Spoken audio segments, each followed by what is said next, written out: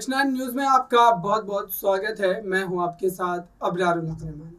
महाराष्ट्र में जिस तरीके से इस वक्त लगातार सियासत जो है वो बदल रही है और मेरे खास प्रोग्राम मुद्दा आज का में महाराष्ट्र को लेकर के ही चर्चा करेंगे। दरअसल इस समय माना जा रहा है कि जिस तरीके से सियासत जो है करवट बदल रही है और जाहिर सी बात है कि उद्धव ठाकरे के लिए कहीं ना कहीं यहाँ पर माना जा रहा है कि अभी अगर देखा जाए तो इस पूरे विवाद, इस पूरे मुद्दे को लेकर जो तमाम जानकारियां आ रही है या फिर आप कहें कि जो बागी विधायकों को लेकर के तमाम तेवर नजर आ रहे थे, तो इस पर जो है तमाम सवाल लेंगे। मेरे साथ कपिल मौजूद है, समझेंगे कि दरअसल इस पूरे मुद्दे को लेकर उनकी क्या राय है। और शरद पवार का यहाँ पर जिक्र करना काफ़ी ज़्यादा ज़रूरी हो जाता है क्योंकि शरद पवार ही इस वक्त जो है महाराष्ट्र की राजनीति के चाणक्य कहे जाते हैं। तो ऐसे में क्या ये हम समझ सकते हैं कि जो शरद पवार हैं वो आने वाले कुछ महीनों के भीतर ही यहाँ पर कई बड़े परिवर्तन जो है वो करवाते हुए नजर आ सकते हैं, क्योंकि विधायकों को लेकर के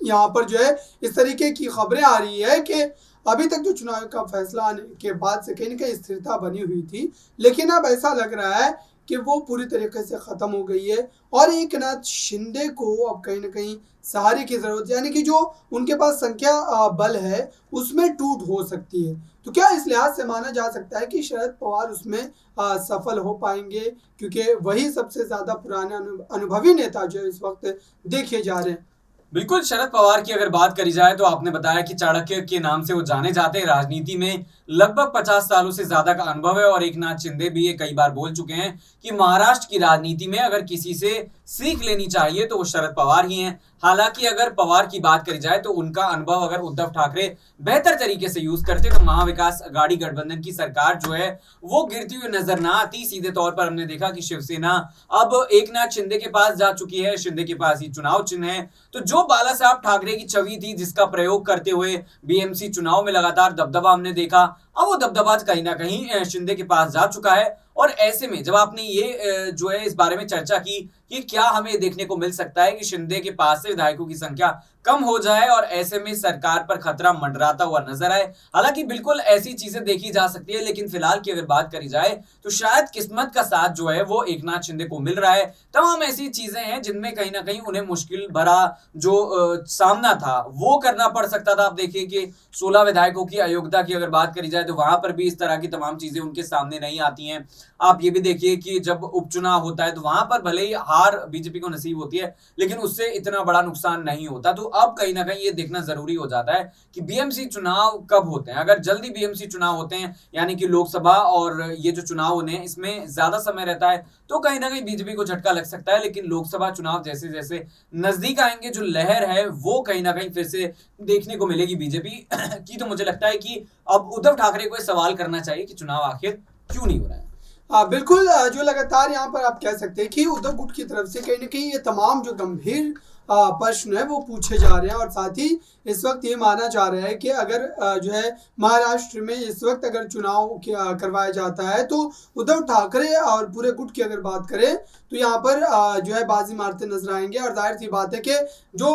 कई सर्वों के हवाले से ये खबरें आ रही है और ये कहा जा रहा है कि बीजेपी और एकनाथ शिंदे की जो जोड़ी है वो इस वक्त महाराष्ट्र की राजनीति में हाशिए पर पहुंच गई है। तो क्या ये बिल्कुल सही है और वाकई क्या इस बार बीएमसी चुनाव में और ज़्यादा सीटों के साथ जो उद्धव ठाकरे वापसी करने वाले हैं, या फिर यहाँ पर कह सकते हैं कि जो एकनाथ शिंदे और बीजेपी दोनों मिलकर कोई बड़ा खेल कर जाएंगे, क्योंकि अभी भी माना जा रहा है कि कई विधायकों को लेकर, कई पार्षदों को लेकर यहाँ पर इस तरीके की खबरें आ रही है उद्धव ठाकरे गुट की कि वो जो एकनाथ शिंदे के संपर्क में है और बीएमसी चुनाव से पहले हो सकता है कि वो पार्टी को छोड़ते हुए नजर आए। तो क्या इन तमाम बातों में कोई दम है या फिर ये राजनीतिक आरोप या फिर राजनीतिक दबाव बनाने के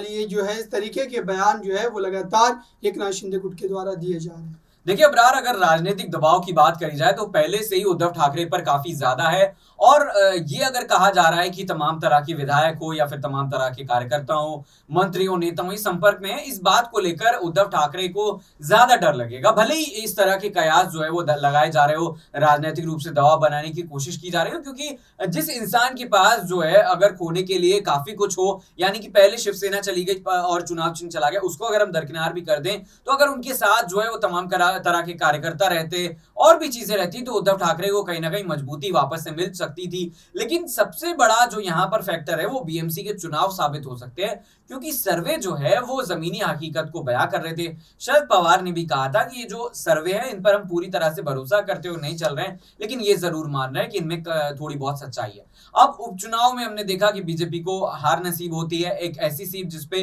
लगभग कहा जा रहा था कि 28 साल बाद बीजेपी हारी है और कांग्रेस जीती है, यानी कि कांग्रेस की जिस तरीके से भूमिका संदेह के घेरे में थी, अब कहीं ना कहीं उद्धव ठाकरे मानकर चल रहे होंगे कि वो वापस दम भरते हुए नजर आ सकते हैं। तो फिलहाल बार बार जो है वो बीएमसी चुनाव का जिक्र इसीलिए किया जा रहा है कि अगर इनमें उद्धव ठाकरे को जीत मिलती है, शरद पवार को जीत मिलती है, तो फिर से फ्रंट फुट पर उद्धव ठाकरे आ सकते हैं, क्योंकि पार्टी का छिन जाना कोई नई बात नहीं है। कांग्रेस के साथ भी ऐसा हुआ है। कांग्रेस का जो चुनाव चिन्ह था वो पहले बैल और गाड़ी हुआ करता था, फिर उसके बाद हमने देखा कि जो हाथ वाला सिंबल है वो दिया गया, और हाथ के सिंबल पर ही कांग्रेस ने कितनी बार जीत दर्ज की है ये सब हम लोग जानते हैं। तो पार्टी का नाम और सिंबल इतना ज्यादा इंपॉर्टेंट नहीं रखता। अगर बात करी जाए महाराष्ट्र की, तो वैसे भी जो है वो लोग जानते हैं कि ये बाला साहब ठाकरे की संतान है, विरासत है। तो मुझे लगता है कि उद्धव ठाकरे के लिए बड़ा सवाल ये जरूरी हो जाता है वो सरकार से पूछे कि आखिर चुनाव कब होंगे, क्योंकि लोकसभा और बीएमसी के चुनाव अगर पास होते हैं तो इसमें कहीं ना कहीं बीजेपी बड़ा खेला कर सकती है। बिल्कुल, यहाँ पर नाम और चुनाव चिन्ह को लेकर के जो तमाम बातें रखी गई, लेकिन उसके अलावा अगर देखा जाए तो क्या जो है चुनाव आयोग के द्वारा ये जो है नाम और चुनाव चिन्ह आवंटित किया जाना है एकनाथ शिंदे गुट को, क्या एकनाथ शिंदे को उसका सियासी रूप से कोई फायदा मिल पाएगा?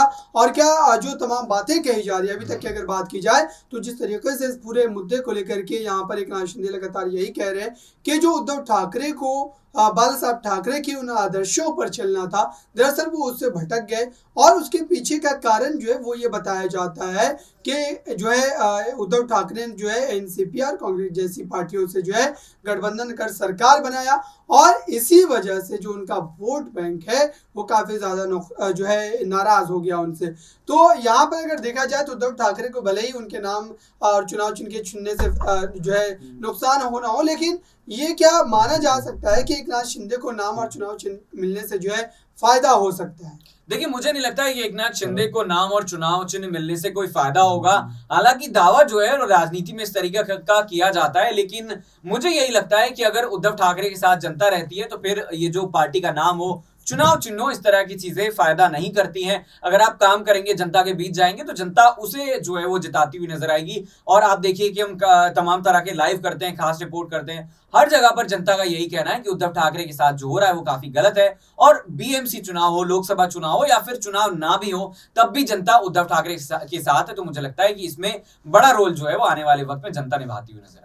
बहुत बहुत शुक्रिया इन तमाम सवालों का जवाब देने के लिए। अब देखना होगा कि महाराष्ट्र में क्या वाकई राजनीतिक रूप से कोई बड़े बदलाव आते हैं। इस खास रिपोर्ट में बस इतना ही। देखते रहिए ताज़ा तरीन खबरों के लिए नेक्स्ट 9 न्यूज़ को। धन्यवाद।